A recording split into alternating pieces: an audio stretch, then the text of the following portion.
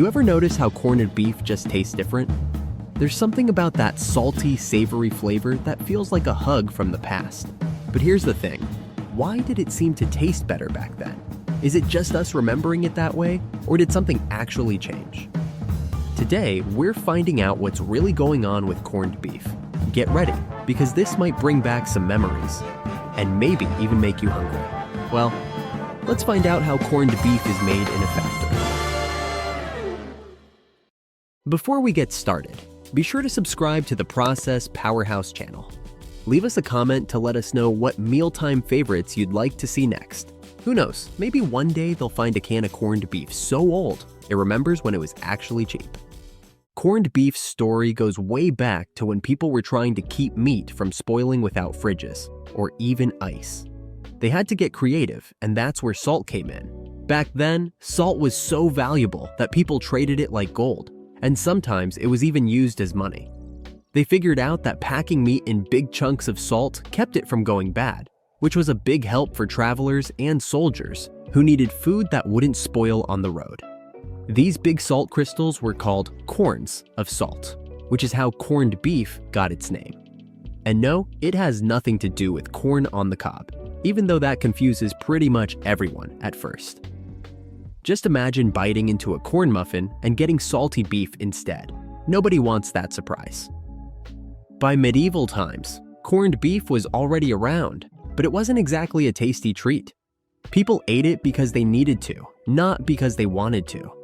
Imagine knights and soldiers chewing on super salty, rock-hard beef while heading to battle.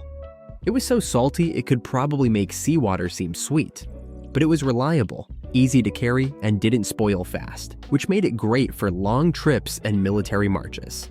There were no fancy spices, no side dishes, and definitely no mustard. Just tough slabs of meat as hard as their armor. If you think beef jerky is chewy, you've never tried Maravel corned beef. In the 17th century, Ireland became famous for corned beef. Thanks to its green fields and good weather, there were plenty of cows. But here's the surprising part. Most Irish people didn't get to eat the beef. The British were in control and used Ireland as their beef supplier, sending most of the meat to England to feed sailors, soldiers, and rich folks. Meanwhile, the Irish farmers who raised the cattle were too poor to eat the beef themselves. They lived on potatoes, while the best corned beef was shipped around the world. It's like being the best baker but never getting to taste your own cake because you have to sell every slice. Corned beef was spreading around the world. In the Caribbean, plantation owners used it as cheap, long-lasting food for enslaved workers. It was high in protein, didn't need to be refrigerated, and could be stored for a long time. It wasn't fancy, but it did the job. Because of this global trade, by the 18th century, Irish corned beef was famous everywhere, even though most Irish people had never tried it. It was shipped to British colonies to feed sailors and settlers. The Irish knew the irony of sending so much beef away while they lived on potatoes, but they couldn't do much about it. In the 19th century, many Irish people moved to America, and here's the twist. When they got to American cities, they found that corned beef was actually cheap. They bought it from Jewish butchers who were curing brisket with salt in a similar way. This corned beef was made from tougher, cheaper cuts, but it turned out tender and tasty when cooked right. They paired it with cabbage because it was one of the cheapest veggies. And just like that, a new tradition was born. Today, corned beef and cabbage is seen as an Irish dish, but it's actually more American. If you ask for it in Ireland, people might not know what you're talking about. It's a true immigrant success story, reinvented and now a St. Patrick's Day favorite. During the World Wars, canned corned beef was a lifesaver. It was cheap, easy to store, and lasted forever. It was sent to soldiers on the front lines, where they called it bully beef. Not because it was tough, though it was, but because it forced its way into every meal. Soldiers got tired of eating the same thing over and over, but they didn't have much choice. It was that or go hungry. People at home also ate canned corned beef during wartime rationing, and it became a pantry must-have. It showed up in everything from sandwiches to casseroles, proving that when you're hungry, you get creative, even if the recipes are a little weird. Today, corned beef is loved all around the world. In the Philippines, it's fried with onions and served with garlic rice for breakfast. In New York delis, it's piled high in Reuben sandwiches with sauerkraut and Swiss cheese. In the Caribbean, it's mixed with peppers and spices for a flavorful meal. It's salty, comforting, and brings back memories for a lot of people. It also shows how something meant for survival can become a favorite food everywhere. Who would have thought that a salty, preserved meat would end up a classic worldwide? Corned beef has definitely earned its place. One tasty bite at a time. Enough history, let's check out how it's made. It all starts with picking the right beef, usually brisket, because it's tasty and gets tender when cooked slowly. Factories get their meat from trusted farms that follow strict rules for quality and safety.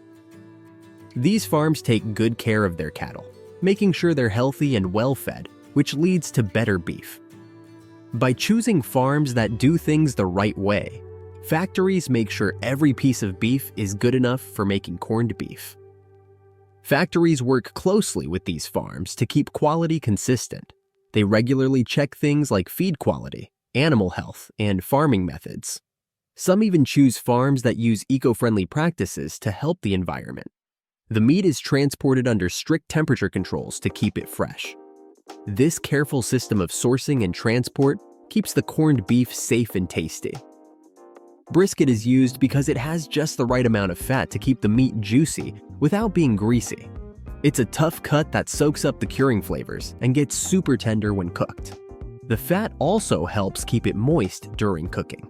Before the meat goes to the factory, it's checked carefully for any signs of disease or contamination, including lab tests for bacteria. Only the best cuts are chosen, and each piece is weighed and graded to keep everything consistent. This careful process is why corned beef tastes the same every time, no matter where you buy it. When the beef arrives at the factory, it first goes through trimming and cutting. Workers, or sometimes special machines, remove extra fat and cut the brisket into even sizes. This helps the meat cure evenly, so every piece gets the same flavor. It also makes the meat easier to pack and ensures that each piece cooks the same way. By keeping the sizes consistent, factories make sure the corned beef turns out tender and tasty every time. This consistency helps people get the same great results when they cook it at home. Trimming isn't just about making the meat look good. It also makes it taste better. By cutting away tough gristle and extra fat, the meat is easier to chew and less greasy. After trimming, the meat is checked again for quality. Inspectors look for any issues that might affect taste or safety. If a piece doesn't pass the test, it's either thrown out or used for other products like ground beef or pet food, reducing waste. This approach helps the industry use resources efficiently. After trimming, the briskets are weighed to make sure each package is the right size. This also controls how much brine each piece absorbs, so every bite tastes the same. Factories use precise weighing systems to keep things consistent. Once weighed, the briskets are sorted and moved along conveyors to the next step. This smooth process helps factories make a lot of corned beef without losing quality. Next is the most important step, brining and curing. The beef is soaked in a mix of water, salt, sugar, and sodium nitrite. Sodium nitrite stops bacteria from growing, especially the kind that causes botulism. It also keeps the meat pink, giving corned beef its classic color. Without it, the meat would turn grayish-brown, which doesn't look very tasty. The brine also gives the meat its salty, savory flavor that makes corned beef so unique. Factories add a mix of spices like mustard seeds, coriander, peppercorns, and bay leaves for flavor. Each brand has its own secret recipe to create a unique taste. Some adjust the spices slightly to match local tastes. The brine is injected into the meat with needles to spread the flavor evenly. This method is quicker and more consistent than soaking the meat for weeks the old-fashioned way. It also makes the curing process safer by ensuring even seasoning throughout the meat. After the brine is injected, the briskets are soaked in large vats of brine for several days to absorb all the flavors. This lets the salt and spices sink deep into the meat. The soaking time is carefully managed because leaving it too long can make the meat too salty. The briskets are stirred now and then to ensure they soak evenly. This slow curing process gives corned beef its unique flavor and tenderness, making it different from other cured meats. To make sure the brine spreads evenly and the meat stays tender, the briskets go through a process called tumbling. They're placed in big rotating drums that gently massage the meat. This softens the muscle fibers, making the meat more tender and helping it stay juicy. Tumbling also improves the texture, giving corned beef its firm but tender bite. Tumbling helps the brine soak into every part of the meat, making sure the flavor is consistent throughout. The drums spin at specific speeds and for set times, depending on the meat and the texture they want.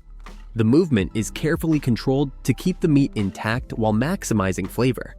This step isn't just about taste, it also makes the meat tender and satisfying to bite into. The tumbling machines can handle large batches, allowing factories to produce a lot of corned beef without losing quality. After curing, the briskets are taken out of the brine, rinsed and prepared for packaging. There are two main ways to package them: vacuum sealing and canning. Vacuum sealing is used for fresh corned beef sold in the refrigerated section. The meat is put in plastic bags, sealed tight, and labeled. This keeps bacteria out and locks in the flavor. The airtight seal also stops freezer burn, helping the corned beef last longer. For canned corned beef, the meat is cooked first, usually by boiling or steaming under high pressure. This fully cooks the beef, making it safe to eat straight from the can. Cooking also softens the meat, giving it a spreadable texture. After cooking, the cans are sealed and sterilized to kill any bacteria, making the corned beef shelf-stable. This means it doesn't need to be refrigerated and can last for years, which is why it's popular for emergency supplies and camping trips. Packaging is mostly done by machines, which handle sealing and labeling quickly and consistently. Factories use strong packaging materials to protect the corned beef from light, moisture, and contaminants. This keeps the product fresh and safe, so customers get it in perfect condition, ready to use in all kinds of dishes. Quality control is done at every step to make sure the product is safe and tasty. This includes checking the brine for the right mix of salt and spices, inspecting the meat for any issues, and testing the vacuum seals to keep air out. Factories follow strict food safety rules from agencies like the USDA or FDA, keeping detailed records and going through regular checks. These rules help make sure the product is safe and reliable for customers. Factories test each batch for bacteria and other contaminants. Samples are sent to on-site labs where experts check for harmful bacteria like Salmonella and Listeria, which can make people sick. If any contamination is found, the whole batch is thrown out to keep customers safe. These strict checks make sure every package of corned beef is safe to eat. Random samples from each batch are taste tested to check flavor and texture. Quality control teams make sure the taste is consistent, so customers get the same flavor they love every time. If a batch doesn't pass, it's either thrown out or fixed to meet quality standards. The feedback also helps improve recipes and production methods, keeping the brand's reputation strong. Packaging is checked to make sure labels are correct and easy to read, and that seals are airtight to prevent spoilage. High-tech scanners and cameras do most of the work. Some factories also test how well the packaging holds up during shipping. These checks help make sure the product reaches stores in great condition, ready for customers to enjoy. Corned beef is popular because it's tasty and versatile. You can use it in sandwiches, hash, or holiday meals, and it fits into many different cuisines and traditions. Its adaptability keeps it popular with all ages. People like that, it can be fancy for special occasions or simple for a quick, comforting meal. This flexibility keeps it in style year after year. Corned beef is popular because it lasts a long time and is easy to use. Whether canned or vacuum sealed, it's simple to store and quick to prepare, which makes it great for busy families, camping, or emergency supplies. It's a handy backup meal that doesn't need special storage or cooking. making it useful in all kinds of situations. This practicality keeps people buying it year after year. Corned beef stays popular because of its reliable quality and flavor. Factories carefully choose their meat, cure it just right, and check for quality to make sure every package tastes the same. This consistency keeps customers coming back because they know they can trust the product. When people find a brand they like, they stick with it, which helps keep corned beef successful over time. Corned beef holds a special place in people's hearts because of its ties to family traditions and memorable meals. Like St. Patrick's Day dinners or cozy Sunday breakfasts, these memories keep it popular, even as food trends change. By mixing this nostalgic feel with modern marketing and new recipes, corned beef keeps attracting new fans while staying a favorite for those who've always loved it. This blend of tradition and fresh ideas helps it stay popular year after year.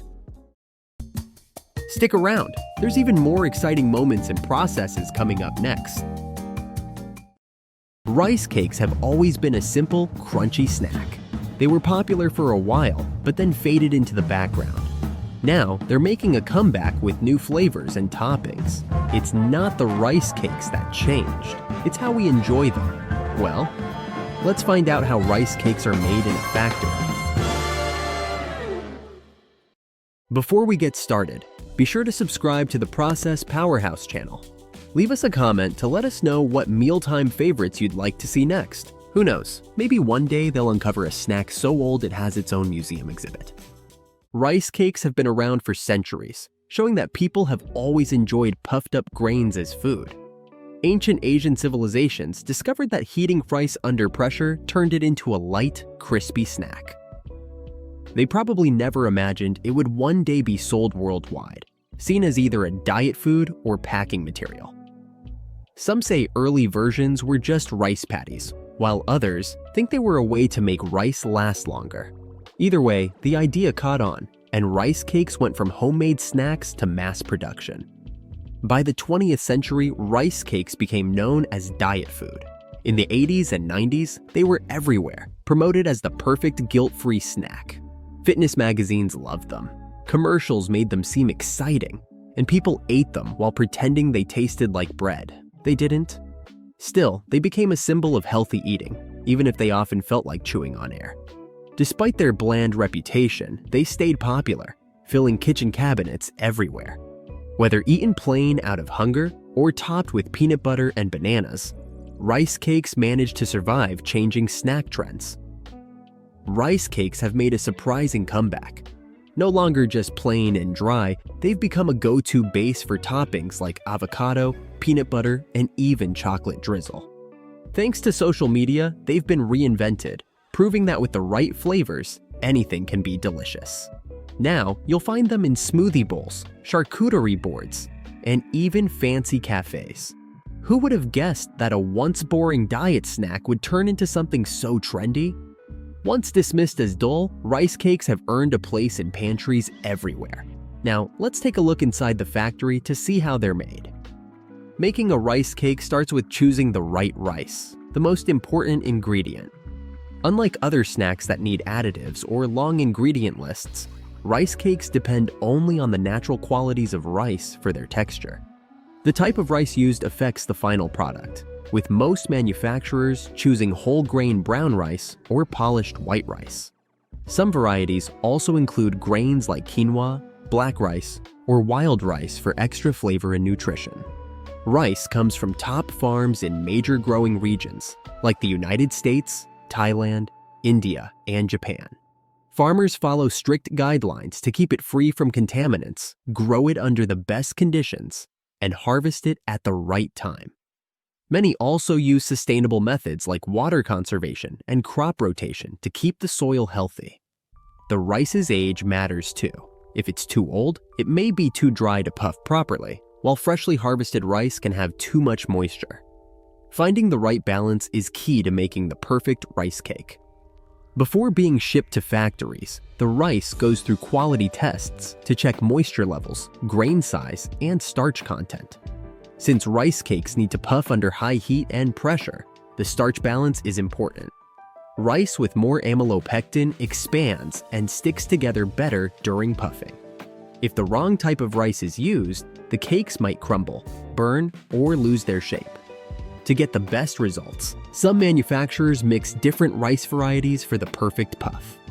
After passing quality checks, the rice is transported in large silos or sealed containers to keep it fresh and free from contamination. Throughout transit, storage conditions are carefully controlled to prevent moisture buildup, pests, or texture changes that could affect the final product. Proper storage is key to maintaining quality, ensuring the rice stays in the best possible condition before processing. Once it arrives at the facility, it goes through a final inspection to confirm that only top-quality grains move forward in production. At the factory, the rice is unloaded and thoroughly cleaned to remove any dirt, husks, or small stones that may still be present. Even with careful harvesting, tiny impurities can remain, so manufacturers use advanced cleaning methods like vibrating sieves, air jets, and magnetic separators to filter out unwanted materials while keeping the grains intact. Automated conveyor belts move the rice through each stage efficiently, reducing human contact to maintain cleanliness and quality. The cleaning process starts with vibrating sieves that shake the rice to remove larger impurities like stones, husks, and sticks, ensuring only uniform grains move forward. Next, powerful air jets blow away dust and plant fibers, keeping the rice clean and free from unwanted particles that could affect texture and taste. A crucial safety step follows. Magnetic separators catch any metal fragments that may have entered during farming or transport, preventing safety hazards and equipment damage. To ensure nothing is missed, sensors continuously scan for any remaining foreign objects throughout the process. After mechanical cleaning, the rice goes through optical sorting, where high-speed cameras and AI scan each grain. Any discolored, broken, or irregular grains are instantly removed with precise air puffs. This keeps the rice uniform and ensures the best texture for rice cakes. Some manufacturers also add a final water wash to remove fine dust or extra starch that could affect puffing. The rice is then dried with controlled airflow to prevent clumping and maintain the right moisture level. Too dry and it won't puff properly. Too moist and it could stick together during production. After cleaning and sorting, the rice is stored in climate-controlled silos to keep it fresh. These silos protect it from humidity and temperature changes that could affect quality. Technicians regularly check for contamination or moisture issues to prevent spoilage. Some manufacturers also use nitrogen flushing to slow oxidation and keep the rice in top condition for longer. This careful storage ensures that only the best grains move on to the next stage, guaranteeing high-quality rice cakes with the right texture and taste. After the rice is cleaned and sorted, it goes through a conditioning process to get the right moisture balance for puffing. If the rice is too dry, it won't expand properly, and if it's too moist, it could become gummy or even burn during heating. Finding the perfect balance is key to achieving the light, crispy texture that makes rice cakes so unique. Even small changes in moisture levels can affect the crunch and overall quality, so this step requires careful monitoring to ensure consistency in every batch. First, the rice is measured and placed into large conditioning tanks, where it gets a controlled amount of moisture. A fine mist of steam or water is sprayed onto the grains, allowing them to absorb just enough to puff properly when heated. This step needs careful monitoring since even small changes in moisture levels can affect the final texture. Some factories use sensors to track humidity and adjust the process in real time for consistency. Others use vacuum hydration, where moisture is infused under low pressure to ensure even absorption, helping the rice expand perfectly. After hydration, the rice rests in temperature-controlled silos, allowing the moisture to spread evenly through each grain. This step is important because if the rice moves on too quickly, some grains may not puff properly. The resting time depends on the type of rice, with some needing several hours to reach the right balance. During this phase, samples are taken to ensure the moisture is evenly distributed across all batches. Before moving forward, the rice goes through a final quality check. A small sample is puffed in a test chamber to see how well it expands under heat and pressure. If the results are uneven or weak, the hydration process is adjusted before full production begins. Some factories even use imaging technology to analyze the structure of the puffed rice to ensure consistency. Once everything looks good, the rice moves on to the most exciting step, puffing, which gives rice cakes their light and crispy texture. Now that the rice is ready, it's time for the step that gives rice cakes their crispy texture, puffing. This process uses high heat and pressure to make the rice expand and stick together naturally without any added binders. The temperature, pressure, and moisture must be just right. Otherwise, the cakes might turn out too dense or too fragile for a while. To keep everything consistent, modern puffing machines have precise controls that let manufacturers adjust the process for perfect results every time. The puffing process starts by measuring and portioning the rice into circular metal molds. Each mold gets the same amount of rice to ensure uniform thickness and shape. Automated dispensers prevent overfilling or underfilling, keeping the process consistent. Even distribution is important. If the rice is uneven, some parts may puff more than others, making the cakes weaker.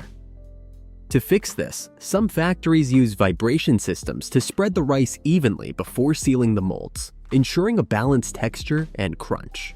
Once the rice is in the molds, they are sealed and heated to extremely high temperatures, often over 500 degrees Fahrenheit, 260 degrees Celsius, while intense pressure keeps the grains compact. As the heat rises, moisture inside the grains quickly turns to steam, creating pressure that makes them expand in an instant. This sudden release causes the rice to puff up, giving it a light, airy texture. The whole process happens in just seconds, with precise heat and pressure settings ensuring even puffing. If the timing is off, the rice might burn, stay flat, or become too dry, affecting the final texture. After puffing, the rice cakes are removed from the molds and placed on a cooling conveyor belt. This step helps them keep their shape and stay crispy. Without proper cooling, they could collapse or become too fragile. Some manufacturers use controlled air cooling systems to gradually lower the temperature instead of cooling them too quickly. Once cooled, they go through quality control, where any broken or misshapen cakes are removed. High-tech sorting machines with sensors and cameras check for defects, ensuring only the best rice cakes move on to packaging.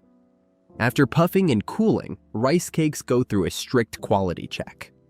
Even with advanced machines, small differences can happen, so both human inspectors and automated systems look for defects. First, a visual inspection is done using cameras and trained workers to spot broken, uneven, or misshapen cakes. Any that don't meet the standards are removed. Instead of being wasted, some rejected cakes are crushed into rice crumbs and used for cereal, snack bars, or gluten-free breadcrumbs. Next, the cakes go through weighing stations with high-speed sensors to make sure each one is the right weight.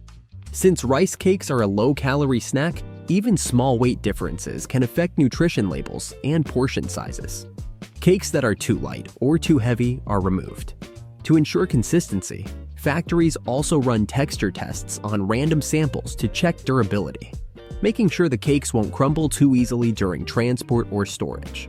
Some manufacturers also have trained tasters evaluate crunchiness and texture to make sure the final product meets expectations. Before packaging, the rice cakes pass through a metal detector to catch any tiny metal fragments that may have come from the machines. Food safety rules require these strict checks to make sure every rice cake is safe to eat. Some factories also test random batches for bacteria or other contaminants to meet health standards. Only after passing all these quality control steps are the rice cakes cleared for packaging and shipping.